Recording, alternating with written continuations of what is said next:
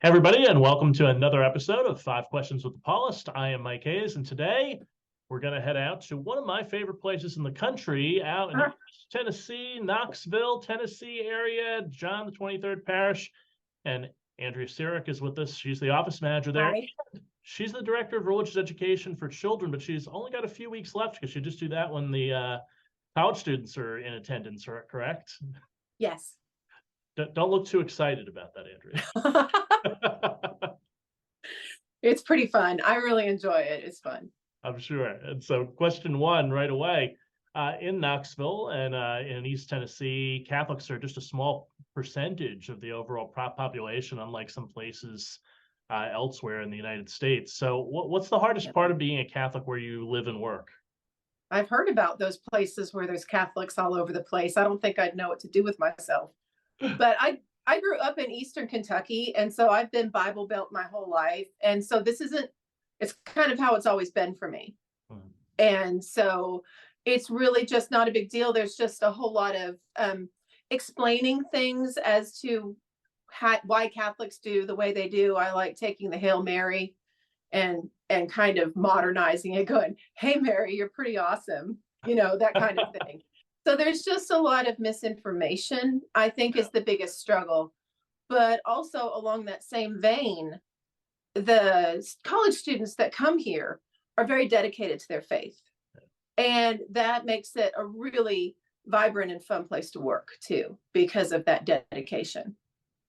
Gotcha. And so question number two, if you had a mass-going family member or a friend who told you that they're thinking about no longer going to church, what would you say to them? Yeah, I was like, gosh, Mike, who have you been talking to? So that kind of got me a little bit.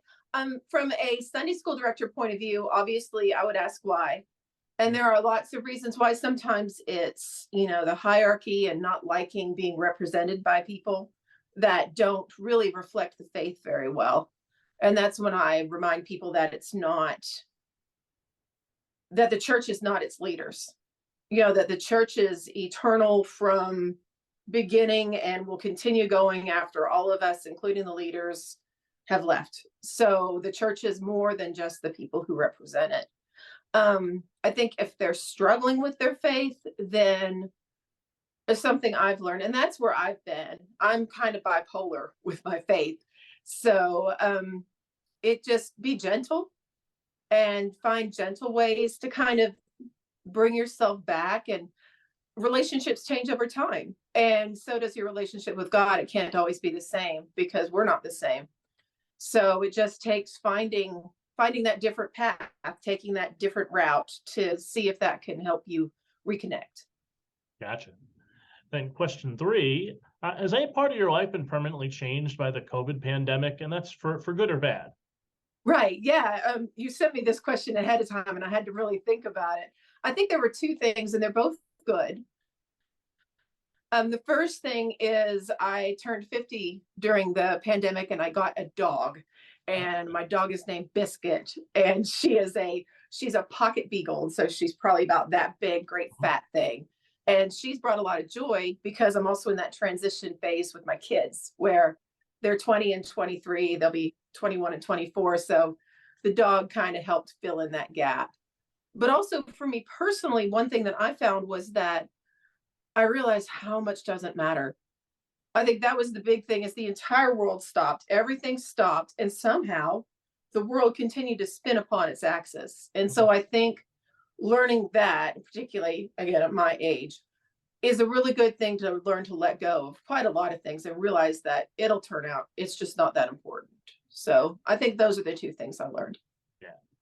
Dogs help everything too. So oh my gosh, I just love them. I have 2 dogs and 2 cats, and they're very entertaining. It's chaotic, but it's fun. Question four, you're a non-ordained person and you work for a Catholic parish. What's the number one piece of advice that you would give to another non-ordained person who's about to start a position working in the church? Right. Well, people have said about me, and it's a funny thing, they've said that I probably would not be successful working for the regular Catholic Church, that I need to work for the Paulists. And so you'll realize that with my answer is the thing to remember is that these priests, they're just guys. You know, they're men like our friends and our husbands. And it's my job to listen to the church and the people in the church and relay that back to the priests, because people are, for some reason, are afraid to talk to these guys who I'm, good friends with. And so I think realizing that as lay people, we're the connection, and to just make sure that you're communicating with your priest, and just, he's a friend like everyone else. And that's kind of helpful too, not to be afraid of the priest kind of thing. Exactly. Yeah. Priests are people too, right? Yes, exactly. And finally, question 5. What's the thing that you're most curious about when it comes to heaven? No, I have always been a very questioning person. It made me really mad that I had to look things up in the encyclopedia. And so now that I have the Google gods to consult, but the Google gods can't answer everything. And so when I get up to heaven, I'd really like to know why, on a lot of things, why this relationship with God and Jesus is like it is with us, and what's the grand plan, if any. And getting to know people that have passed away. Like my dad died when I was 19. And so I'd really like to get to know him as an adult, because I never really did. So, but I think that's just it, is I've got some questions that need to be answered, some big ones that are unanswerable here on this earth.